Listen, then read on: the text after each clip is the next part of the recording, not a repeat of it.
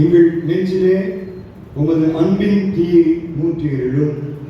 பற்பல மொழிகள் பேசும் பல நாட்டினரை ஒரே விசுவாச ஒருமைக்குள்ளாய் கூட்டி சேர்த்திருக்கிற தேவரே, உம்முடைய வசனத்தின் மூலமாய் நீர் எங்களோடு கூட பேசும். உம்முடைய வசனமே சத்தியம் சுவாமி. ஆமென்.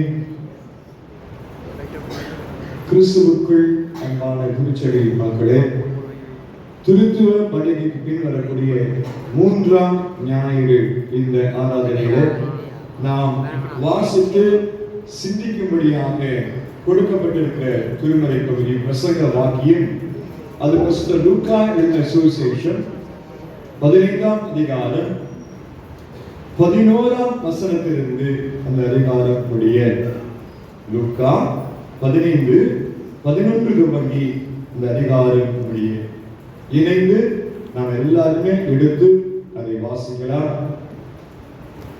இன்னும் இயேசு சொன்னது, ஒரு மனுஷனுக்கு 2 குமாரர் இருந்தார். அவர்கள் இறைவனின் தகப்பனை நோக்கி, தகப்பனே, ஆசை எனக்கு வரும், அதை எனக்கு தர வேண்டும் என்றார். அந்தபடி அவன் தன் ஆசையை பகிர்ந்து கொடுத்தான். சில நாளைக்கு பின்பு மகன் லாபத்தை சேர்த்துக் கொண்டு தூர தேசத்திற்கு புறப்பட்டு போய் அங்கே உன்மார்க்கமாய் ஜீவனம் பண்ணி தன் ஆசையை அழைத்துக் கொண்டார். எல்லாவற்றையும் அவன் செலவழித்த பின்பு அந்த தேசத்திலே உண்டாயிற்று. அப்பொழுது அவன் குறைபட தொடங்கி அந்த தேசத்து குடிகளில் பொருளிடத்தில் போய் குளித்துக் கொண்டார். அந்த குடியானவன் அவனை வயல்களை பண்டிகளை நீக்கிக்கொடி அனுப்பினார். அப்பொழுது பண்டிகை தின்கிற தவிப்பினாலே தன் வயிற்றை நிரப்ப ஆசையாக இருந்தார். ஒருவனும் அதை எனக்கு கொடுக்கவில்லை. அவன் புத்தி தெளிந்த போது அவன், என் தகப்பனுடைய கூலிக்காரர்கள் எத்தனையோ பேருக்கு திருப்தியான சாப்பாடு இருக்கிறது, நானும் வசையினால் சாவேன். நான் எழுந்து என் தகப்பனுக்கு போய் தகப்பனே, கலத்துக்கு விடமாகவும் உனக்கு விடமாகவும் பாவம் செய்தேன். இனி உடைய குமாரன் என்று சொல்லப்படுவதற்கு நான் பார்க்கிறேன். உடைய கூலிக்காரர்களில் ஒருவனாக என்னை வைத்துக் கொள்ளும் என்று சொல்லி எழுந்து புறப்பட்டு தன் தகப்பனுக்கு வந்தார். அவன் தூரத்தில் வரும்போதே அவருடைய தகப்பன் அவனை கண்டு மனதுருகி ஓடி அவன் கழுத்தை கட்டிக்கொண்டு அவனை யுத்தம் செய்தார். குமாரன் தகப்பனை நோக்கி, தகப்பனே, அதற்கு விரோதமாகவும் உமக்கு முன்பாகவும் பாவம் செய்தேன். இனிமேல் உங்களுடைய குமாரன் என்று சொல்லப்படுவதற்கு நான் பார்த்தேன் அல்ல என்று சொன்னான். அப்பொழுது தகப்பன் தன் ஊழியக்காரனை நோக்கி, நீங்கள் வேறெந்த வஸ்திரத்தை கொண்டு வந்து இவனுக்கு உடுத்தி இவன் கைக்கு மோதிரத்தில் ஆகச்சியும் கொடுங்கள். கொடுத்த தந்தை கொண்டு வந்து அடியுங்கள், நாம் புசித்து சந்தோஷமாக இருப்போம். என் குமாரனான் இவன் மரித்தான், திரும்பவும் வீட்டுள்ளான், காணாமல் போனான், திரும்பவும் காணப்பட்டான் என்றான். அப்படியே அவர்கள் சந்தோஷப்பட்டவில்லை. அவருடைய மூத்த குமாரன் வயலில் இருந்தான். அவன் திரும்பி வீட்டுக்கு சமீபமாக வருகிற போது கீத வார்த்தையும் நடன கழிவையும் கேட்டு ஊழியக்காரர்கள் ஒருவனை அழைத்து இதென்ன யோசித்தார். அதற்கு அவன் உடைய சகோதரன் மறுபடியும் கேட்டபடினால் அவருக்கு கொடுத்த கனிகளை அனுப்பித்தான். அப்பொழுது அவன் கோபமடைந்து உள்ளே போக மனிதராக இருந்தான். தகப்பனும் வெளியே வந்து அவனை வருந்தி அழைத்தான். அவன் தகப்பன் புதியத்தரமாக இதோ இத்தனை வருஷ காலம் நாம் ஊழியம் செய்து ஒரு காலம் கற்பனை மீறாமல் இருந்தும் என் செயலோடு நாம் சந்தோஷமாக இருக்கும்படி நீ ஒரு காலம் எனக்கு ஒரு ஆட்டுக்குட்டியாய் கொடுக்கவில்லை. இயேசுவிடத்திலே போய் ஆசை எடுத்து போட்ட உன்னுடைய குமாரனாக இவன் வந்தவுடனே கொடுத்த கன்றை இவனுக்காக அனுப்பிட்டேனே என்றார். அதற்கு தகப்பன், மகனே, நீ எப்பொழுதும் என்னோடு இருக்கிறார், எனக்குள்ளதெல்லாம் உன்னிடம் இருக்கிறது. உன் சகோதரன் இவனோ மரித்தான், திரும்பவும் விழித்தான், காணாமல் போனான், திரும்பவும் காணப்பட்டான். ஆனபடினால் நாம் சந்தோஷப்பட்டு மகிழ்ச்சியாக இருக்க வேண்டும் என்று சொன்னான் என்றார். கிறிஸ்துவுக்குள் அன்பானவர்களே, திருத்துவ பண்டிகை காலங்கள் கிறிஸ்தவ வாழ்க்கை என்ன என்பதை சிந்திக்கின்ற காலங்கள். அதிலும் குறிப்பாக முதல் வாரத்திலிருந்து 5ஆம் வாரம் வரைக்கும் கால் ஆஃப் தி காட், ஆண்டுடைய அழைப்பு என்ற அந்த தலைப்பிலே சிந்தனைகள் இடம்பெறும். அதே போல இந்த ஞாயிற்காக கொடுக்கப்பட்டிருக்கிற தலைப்பு seeking the love of God, ஆண்டுடைய அன்பை தேடுவது, ஆண்டுடைய அன்பை தேடுவது. இன்றைக்கு வாசிக்க கேட்ட லூக்கா 15ஆம் அதிகாரம் சுவிசேஷ பகுதியாய் நாம் 1 to 10 வசனங்கள் வரைக்கும் வாசித்தோம். பிரசங்க பகுதியாய் அதன் தொடர்ச்சி 11ஆம் வசனத்திலிருந்து அந்த அதிகார படிப்பை நாம் வாசிக்க கேட்டோம். இந்த காணாமல் போன ஆடு, காணாமல் போன காசு, காணாமல் போன மகன், இந்த மூன்றும் எல்லாருக்கும் நன்றாய் தெரிந்த சம்பவம். சண்டே ஸ்கூல்ல சின்ன பிள்ளைங்க இதை குறித்து அவர்கள் நமக்கு விளக்கங்களாய் நாடகமா நடித்து காண்பித்திருப்பாங்க. வாலிப பிள்ளைகள் இதற்காக பிரத்யேகமாக ஸ்கிட் அவங்க அதற்காக நமக்கு அதை சொல்லிக் கொடுப்பதற்காக கற்றுக் கொடுப்பதற்காக நடத்திட்டு காண்பித்திருப்பாங்க. தெரியாத பகுதி அல்ல. இந்த பகுதியில ஆண்டவராகிய இயேசு கிறிஸ்து என்ன மைய கருத்தாய் நமக்கு சொல்ல விரும்புகிறார் என்பதை நாம் சிந்திப்போம். கெட்ட குமாரன் என்று இந்த ஓமை நாம் அழைக்காமல் மனம் திருந்திய மைந்தன் என்று சொல்லி நாம் அழைக்க முடியும். ஏனென்றால் அவன் முதலில் தகப்பனை விட்டு பிரிந்து போகிறான், உணர்ந்து மீண்டுமாய் திரும்பி வருகிறதை நாம் பார்க்கிறோம். ஆகவே மனம் திரும்பிய ஒரு மைந்தனாய் அவன் காணப்படுகிறான். பாலஸ்தீன தேசத்துல ஒரு குடும்பத்தில தந்தை அந்த சொத்துக்களை நிர்வகிப்பாங்களாம். அவங்க ஆயுஷ் காலங்கள் வரை. அதற்கு பிறகு மூத்த மகனுக்கு 3/2 பங்கும், ஏழை மக்களுக்கு 3/1 பங்கும் அது பிரித்து கொடுக்கப்படும் என்று உபாகம சட்டத்திலே நமக்கு சொல்லப்படுகிறது. ஆனால் இந்த இடத்துல அந்த ஏழை மகன் தகப்பன்ட போய் என் சொத்துக்களை பிரித்து கொடுக்க வேண்டும் என்று அவன் கேட்கின்றான்.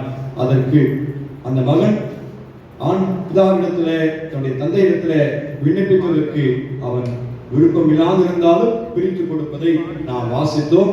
அதற்கு கடந்த இந்த நிகழ்வை இன்றைக்கு நாம் சிந்திக்க இருக்கின்றோம். முதலாவது மனம் திருந்திய மைந்தன். மனம் திருந்திய மைந்தன் முதல்ல அவனுடைய செயல்பாடுகள் தன்னுடைய தகப்பனுக்கு விரோதமாக தான் இருந்துச்சு. தகப்பனுக்கு நல்லா தெரியும் அவன் கேட்கிற அந்த விண்ணப்பம் தவறானது. It's a foolish and greedy request. முட்டாள்தனமான பேராசை அடிப்படை எழுந்த ஒரு விண்ணப்பம். எப்போது சொத்துக்கள் பிரித்து கொடுக்கப்படும் தகப்பனுடைய பீரியடுக்கு பிறகு. ஆனால் இவன் இப்பவே சொத்தை பிரிச்சு கேட்கிறான். அவன் தன்னுடைய செயல்பாடுகளில் அவன் தன்னுடைய தந்தைக்கு முரணாய் செயல்படுகின்றான் என்பதை நம்ம பார்க்கிறோம். arrogant and disregard for his parents authority. தன்னுடைய தந்தையுடைய அந்த அதிகாரத்திற்கு கீழ்ப்படியல முரண்பாடாய் செயல்படுகின்றான், சொத்தை பிரித்து கேட்கிறான் என்பதை அங்கு நாம பார்க்கிறோம். அப்போ அந்த தகப்பன் மன வருத்தமாக இருந்தாலும் அவனுக்கு விருப்பம் இல்லாதிருந்தாலும் மகனுடைய விருப்பத்தை பூர்த்தி செய்கிறவனாய் அவன் பிரித்து கொடுக்கிறார் என்று சொல்லி நம்ம பார்க்கிறோம்.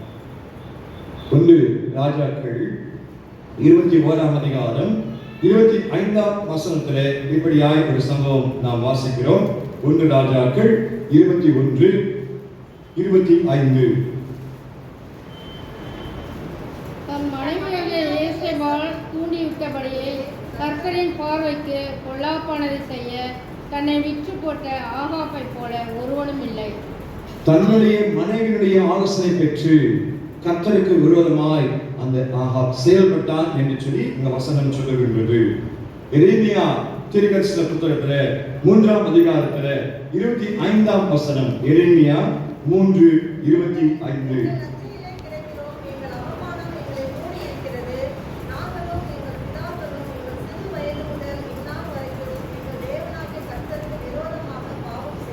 கர்த்தருக்கு விரோதமாக பாவம் செய்தோம் என்பதை அந்த தீர்க்கதரிசியின் மூலமாக அங்க எடுத்து சொல்லப்படுகிறது. நீங்களும் நானும் இந்த உலக வாழ்க்கையில பிதா நம்மை உருவாக்கியவர், நம்மை பாதுகாத்து வழிநடத்துகிறவர், எல்லா நன்மையும் அவர் தான் நமக்கு தருகிறார் என்ற உணர்வு இல்லாமல் அவருடைய கற்பனைக்கு கீழ்ப்படியாமல் வாழ்கின்ற சூழல் இருக்குமானால் அதை மேற்கொள்வதற்கு நாம் எப்போதும் திடமனதாய் இருக்க வேண்டும் என்று சொல்லி இந்த சபம் நமக்கு கற்றுக் கொடுக்கின்றது. 1 கொரிந்தியர் 15ஆம் அதிகாரம் 9ஆம் வசனத்திலே பவுல் இப்படி குறிப்பிடுகிறார். 1 கொரிந்தியர் 15:9. நான் அப்போஸ்தலர் எல்லாரையும் சிறியவனாய் இருக்கிறேன். தேவனுடைய சமயப்படுத்தினதினாலே நான் அப்போஸ்தலன் என்று பெயர் பெறுவதற்கு பாத்திரன் அல்ல. அப்போஸ்தலன் என்று பெயர் பெறுவதற்கு நான் பாத்திரன் அல்ல, என்னை தாழ்த்துகிறான். ஏனென்றால் முன்பாக அவன் விரோதமாய் செயல்பட்ட மனிதன் தன்னை இப்போது தாழ்த்துகிறான். மனம் திரும்பியவனாய் தன்னை அர்ப்பணிக்கிறத அந்த வசனம் நமக்கு கற்றுக் கொடுக்கிறது. அதே போலதான் இந்த இளைய மகன் முன்பாக அவன் தப்பனுக்கு விரோதமாய் செயல்படுகிறான், சொத்துக்களை பிரித்து போகிறான், தூர தேசத்துக்கு போய் விடுகிறான். தூர தேசத்துல போய் அந்த சொத்துக்களை அழித்து போடுகிறான். ஏராளமான நண்பர்கள் கூட வராங்க. அங்க அந்த அருகாமையிலேயே இருந்தா தகப்பனுடைய நண்பர்கள் ஒருவேளை பார்க்கலாம், உற்றார் உறவினர்கள் ஒருவேளை பார்க்கலாம், கண்காணித்து கொண்டு இருக்கலாம். தூரதேசத்துக்கு போயிட்டா யாரும் நம்ம பார்க்க மாட்டாங்க, நம்முடைய இஷ்டம் போல் நாம் இருக்கலாம் என்ற நினைவில் அந்த மனிதன், அந்த மகன் தூர தேசத்துக்கு போய் எல்லாவற்றையும் அழைத்து போடுகின்றான். எல்லாம் அவன்கிட்ட இருந்த காசு எல்லாம் முற்றிலுமாய் தீர்ந்து முடிந்தது. அப்போ அவனுடைய துரதிர்ஷ்டம், தேசத்துல பஞ்சம் உண்டாகிறது, சாப்பிடுறதுக்கு வழி இல்லை. அப்போ அந்த தேசத்துடைய ஒரு குடியான இடத்துல போய் சேர்கிறான். அவன் தன்னை ஏற்றுக்கொள்வான் என்று நம்புகிறான். ஆனால் அவனோ பன்றிகளை மேய்க்கக்கூடிய அந்த இடத்திற்கு அவனை அனுப்பி தன்னுடைய தோட்டத்துல பன்றி மேய்க்க சொல்கிறான். யூதர்கள் மத்தியிலே பன்றிகள் இழிவான ஒரு மிருகமாய் அது அனுசரிக்கப்பட்டது. அவங்களுக்கு அது மிக மிக கேவலம் என்று நினைத்த ஒரு சூழல். ஆகவே அந்த இடத்துல போய் அந்த பன்றிகளை மேய்க்கிறான். சாப்பாட்டுக்கு பன்றிகளுக்கு கொடுக்கக்கூடிய அந்த தவிடை இவனும் சாப்பிடுறான். கடைசியில அந்த தவிடு கூட அவனுக்கு கிடைக்கல. அப்பதான் அவன் நினைத்து பார்க்கிறான், புத்தி தெளிந்தது என்று சொல்லி சொல்லப்படுகிறது. 27ஆம் வசனத்தை நாம் வாசிக்கிற போது லூக்கா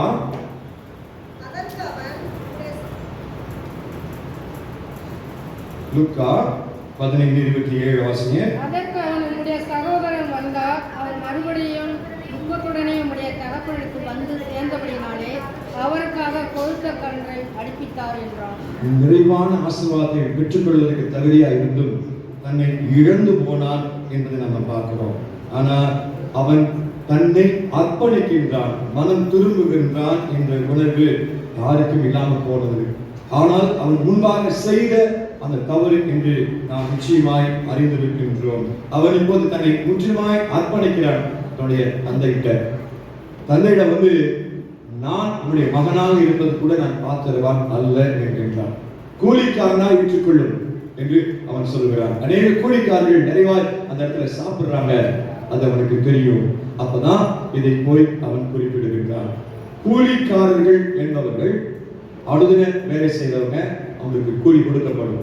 ஆனா அடிமை என்பவர்கள் அந்த குடும்பத்துல ஒரு உறுப்பினராக கூட இருப்பாங்களாம். ஆனா இந்த கூலிக்காரர்களுக்கு எந்த விதமான சலுகையும் கிடையாது. வேலை இருந்து அன்னைக்கே எஜமான் நிறுத்த நினைச்சா நிப்பாட்டிடுவாங்க. அப்படிப்பட்ட கூலிக்காரர்களில் ஒருவனாய் என்னை ஏற்றுக்கொள்ளும் என்று தன்னை இந்த மகன் தாழ்த்துகிறான். ஆகவேதான் மனம் திரும்பிய மைந்தன் என்று சொல்லி நாம் குறிப்பிடுகின்றோம். கர்த்தர் அந்த மனம் திரும்புதல் தான் உங்களிடத்திலும் என்னிடத்திலும் எதிர்பார்க்கிறவராய் இருக்கிறார். இந்த புத்தி தெளிந்த போது அவன் தன்னை அர்ப்பணித்தான் என்று சொல்லி நாம் இங்கே வாசிக்கப்படுகிறது 17ஆம் வசனத்துல. ஆகவே அவன் தன்னை முற்றிலுமாய் அர்ப்பணிக்கின்றான். ஆண்டவரோடு கூட ஐக்கியப்படுவதற்காய், ஆண்டவரோடு கூட தன்னை ஒப்புக்கொடுப்பதற்காய் தந்தையிட்ட அவன் ஒப்புரவாக தன்னை ஒப்புக் கொடுக்கின்றான். உதாசனமா தெரிஞ்சான், தேவையில்லாம செலவு பண்ணா, எல்லாமே போச்சு.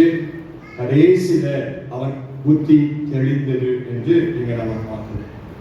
அவன் கம்ப்ளீட் ரிப்பெண்டன்ஸ், தன்னை முற்றிலுமா ஒப்புக் கொடுக்கிறான். ஆண்டவர்கிட்ட தன்னுடைய தந்தைகிட்ட வந்து அவன் ஒப்புக் கொடுக்கிறான். உண்மையாய் பாவங்களை அறிக்கை செய்கிறத நம்ம பார்க்கிறோம். கிறிஸ்துவுக்குள் அன்பார்களே, இன்று நீங்கள் நானும் பரத்துக்கு விரோதமாய், கற்பனைக்கு விரோதமாய் தவறான காரியங்களை செய்து கொண்டிருந்தால் அதை விட்டு மனம் மாறி ஆண்டவர்க்கு நம்ம ஒப்புக் கொடுக்க அழைக்கப்படுகிறோம். மனம் திரும்பிய மைந்தன். இரண்டாவதாக மகிழ்ச்சி அடைந்த தந்தை. மகிழ்ச்சி அடைந்த தந்தையை இங்கே நம்ம பார்க்கிறோம்.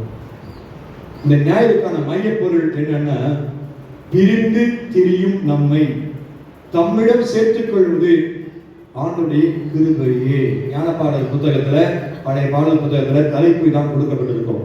பிரிந்து திரியும் நம்மை தம்மிடம் சேர்த்துக் கொள்வது அவருடைய கிருபையே. நம்ம என்னதான் அடம் பிடித்து பிரிந்து சென்றாலும், கர்த்தருக்கு விரோதமாக பாவம் செஞ்சாலும் அவர் ஒருபோதும் நம்மை கைவிட மாட்டார். மீண்டுமாய் அவர் அழைத்து அணைத்து சேர்த்துக் கொள்கிறவராக இருக்கிறார் என்பதுதான் இன்றைக்கு நமக்கு மையப்பொருள். இன்னைக்கு வாசிக்க கேட்ட முறைமுறையாய் பாடப்பட்ட படிவாக்கியம் என்ன சொல்லுகிறது? 1 தீமோத்தேயு 1:15 வசனத்தை வாசிங்க. 1 தீமோத்தேயு 1:15.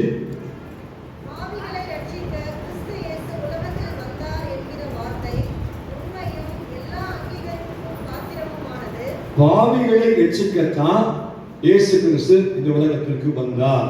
அதுதான் உண்மை. ஆண்டவர் இயேசு கிறிஸ்து உலகத்திற்கு வந்ததற்கு காரணம் அதுதான். நம்மை ரட்சிக்கும்படியாய், நம்முடைய மீறல்கள், நம்முடைய அக்கிரமங்கள், பாவங்களை நம்மை மீட்கும்படியாய் வந்தார் என்பதை இங்கு நாம் உணர்ந்து கொள்ளும்படி ஆண்டவர் கற்றுக் கொடுக்கின்றார். அந்த மகன் திரும்பி வருகிற போது ரொம்ப நாளா அவன் எதிர்பார்த்து கொண்டிருப்பான். இந்த தந்தை என்னைக்காவது ஒரு நாள் அந்த பையன் திருப்பி விடுமா. ஆகவேதான் தூரத்தில் வரும்போதே அவன் அந்த மகனை அடையாளம் காண்கின்றான். தினமும் பார்த்திருப்பான், யாராவது வந்திருப்பாங்க, ஒருவேளை என்னுடைய மகனா இருக்குமோ தினமும் அவன் அங்கலாய்ப்போடு இருந்திருக்கான். அன்னைக்கு அவன் மகன் வந்துட்டான். தூரத்துல வந்த போது அவன் நிக்கிறதுக்கு கூட அவனால முடியல. ஓடி போய் கட்டி கழுவி முத்தம் செய்து அவனை ஏற்றுக்கொள்கிறான். அதுதான் பிதாவின் அன்பு, முந்திக் கொள்ளும் அன்பு. அவனால இருக்க முடியல. அந்த மகன் எப்படிப்பட்ட நிலையில வருகிறான் என்பது அவனுக்கு தெரியும். நாற்றம், அழுக்கான உடைகள், கால செப்பல் இல்ல, எத்தனை நாள் சாப்பிடல, முகம் விகாரமாக இருந்திருக்கும். ஆனால் அவன் எதையுமே பார்க்கல. தன்னுடைய மகன் அந்த ஒரு பார்வை மாத்திரம்தான் அந்த தந்தைக்கு இருந்திருக்கிறது. அதே போல நம்முடைய பிதா ஒவ்வொரு முறையும் நாம் கீழ்ப்படியாம போகிற போது நம்மை நேசிக்கிறவராய், நம்மை உயர்த்துகிறவராய் இருக்கிறார். அதனால இன்னைக்கு நம்ம ஆவியானவர் ஒழியான சேற்றில் இருந்து என்னை தூக்கி எடுத்தவர், ஒழியான சேற்றுக்குள் நான் அமிழ்ந்து போகிற போது மீண்டும் பிசாசானவனை உள்ளே இழுக்கும் போது அவர் என்னை தூக்கி நிறுத்துகிறவராய், பாவம் கழுவி என்னை சுத்தப்படுத்துகிறவராய் ஆண்டவர் இருக்கிறார் என்பதை நாம் பாடினோம். கிறிஸ்துவுக்குள் அன்பானல்ல, அதுதான் அந்த தந்தையின் அன்பு. நம்முடைய பிதாவின் அன்பும் அதுதான். அவருடைய வார்த்தைக்கு நாம் கீழ்ப்படியாம, அவருடைய வசனத்தின்படி நாம வாழ முடியாம பல நேரங்கள், பல சந்தர்ப்பங்கள் இருக்கிறோம், விலகி போறோம். ஆனால் ஒருபோதும் நம்மை ஆண்டவர் கைவிடவே மாட்டார். என்னைக்காவது ஒரு மகன் என்ன வருவான், என்னைக்காவது அவன் மனம் திரும்புவான். என்னுடைய ரட்சிப்புக்கு அவன் காத்திருப்பது, அவன் தன்னை அர்ப்பணிப்பது எனக்கு விருப்பம். அவன் நிச்சயமாய் வருவான் என்று நம்முடைய பிதா காத்திருக்கின்றார் என்பதை இந்த வசனம் நமக்கு தெளிவாக சொல்கிறது. அவன் மகிழ்ச்சி அடைகிறான். 20ஆம் வசனத்தை வாசிப்போம்.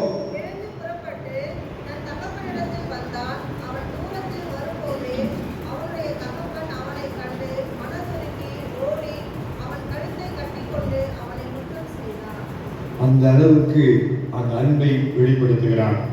எபேசியர்ல இப்படி பவுல் எழுதுகிறார். 2ஆம் அதிகாரம் 1 வசனம். எபேசியர் 2:1.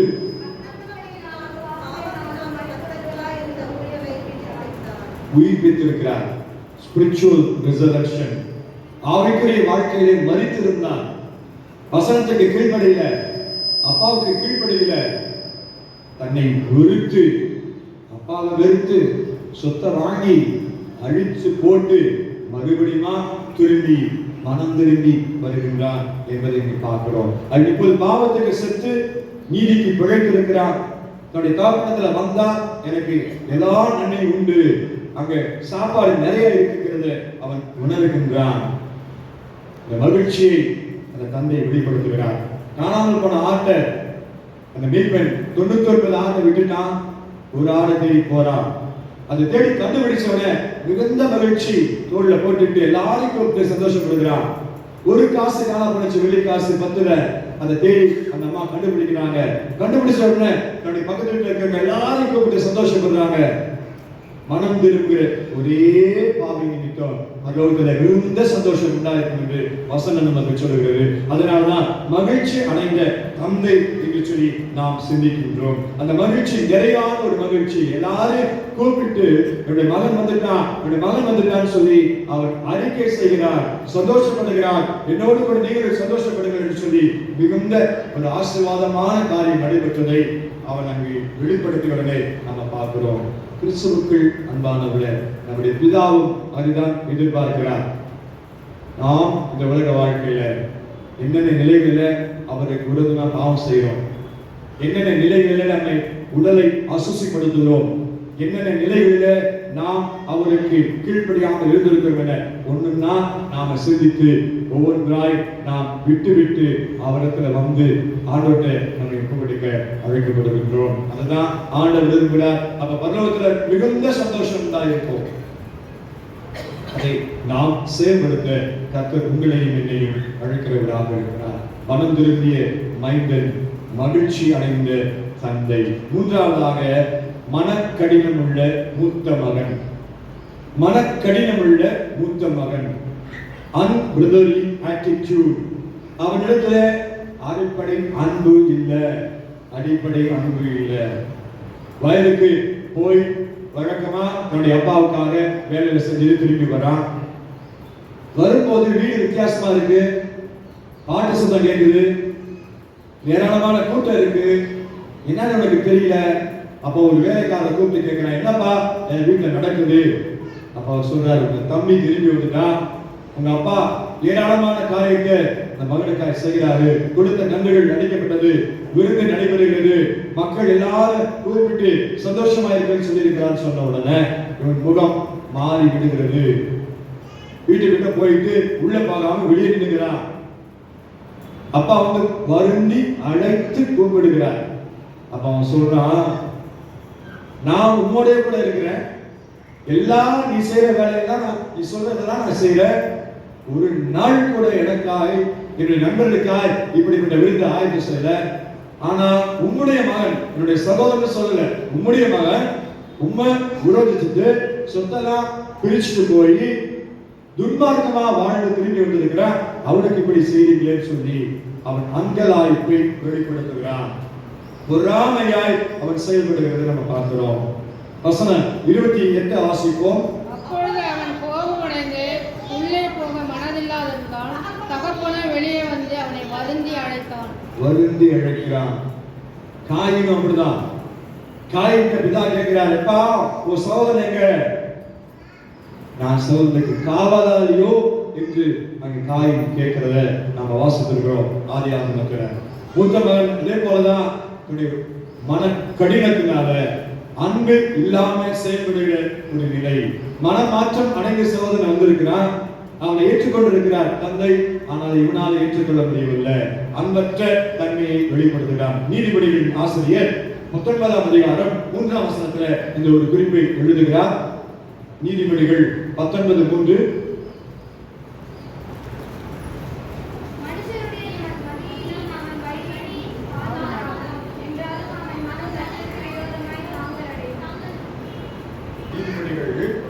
19ஆம் அதிகாரத்திலே 3ஆம் வசனத்திலே அந்த ஆசிரியர் இப்படி சாலமன் குறிப்பிடுறத நாம் இப்ப வாசிக்க கேட்டோம்.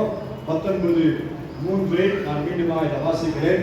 மனுஷனுடைய மதியினம் அவன் வழியை தாறுமாறாக்கும் என்றாலும் அவன் மனம் கர்த்தருக்கு விரோதமாய் தாங்கள் அடையும்.